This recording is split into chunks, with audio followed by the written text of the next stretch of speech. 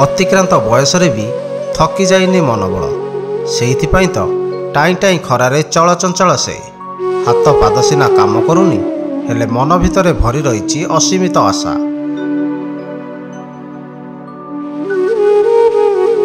नाती टोकाटा पाठ पढ़िब बड़ मनीष हेब बास सेतिकी ही दरकार। सेइथिपाई 3 चकिया साइकेल रे नाती की बसाई धाई जाउछंती वृद्ध जनक। निर्धारित समय स्कूल रे पहुँचवाक पड़िबो। सेथिपाई जेते बाधाविघ्न आसिले मध्य सबकिछि को पछ करी आगे जावाक पड़िबो। कौन बा करिवे नगले पिलाटी पाठ पढ़िबो केमिति।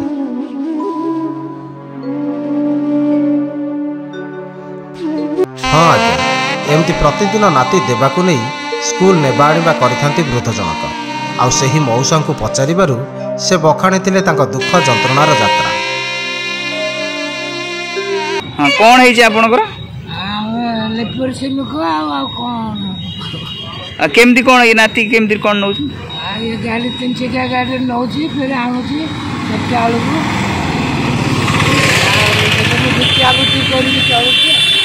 हाँ हाथ चले पार्छ। हाँ खुशी होती चले लागो खर्ची होती कहीं नाती केमती कहीं एते भल पाइबा कहीं कौन में कौन करिया पिला को मूर्ख कर रखिया देख परेवा ना आब के मूर्ख भगवान तो आमको दुख देला। नाती गुटा को नबाणिया करछे माने कौन भावुछ नाती कौन छुआलो कौन ना आपण कौन पाठ टी पढ़ू मान हां आडी पढ़ू मनीष हो आपण को खरार कष्ट होनी कष्ट हो जे ता कौन करियो कष्ट दुख तो सब बेले लागी रही आ तांको बापा कौन करन ए काम धाम करिया जाउ छी। हां ये जो आपण को घरटा कोडी पांडरी केंद्रापड़ा पांडेरी आज्ञा आ पुओ को स्कूल पढुची आज्ञा पुओ को स्कूल पढुची पंचम को स्कूल रे मडरपुर आपण गाँटा गाँटा आमर पांडी आपण ना कौन मो ना कृष्ण प्रधान पुओ ना पुओ नाई ए जो आपणकर स्त्री पुओ के ना बुढ़ी अच्छी ये ना ये पुओ ना कौन ये पुओ ना देबा। हाँ हाँ सबुदिन भी नाउछ नहीं। हाँ हाँ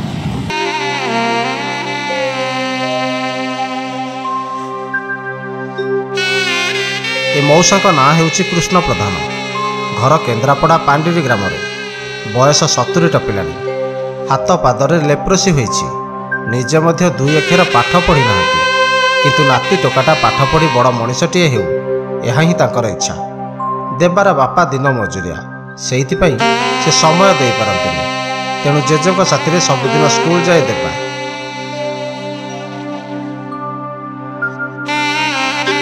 कौटी जाइथिलो स्कूल केते बाटे जाउछो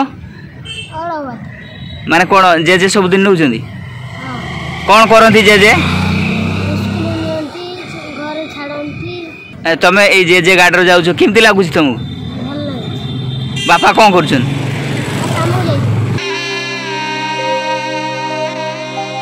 दैव सिना दुख देइछि हेले नातीटा पाठ पढ़ी बड़ मनीष हेउ आउ एभली सुचिंतित विचारधारा को बजाय रखिथिबा वृद्ध कृष्ण का आशा सफल हेउ एतिकी प्रभु जगन्नाथ निकट में प्रार्थना।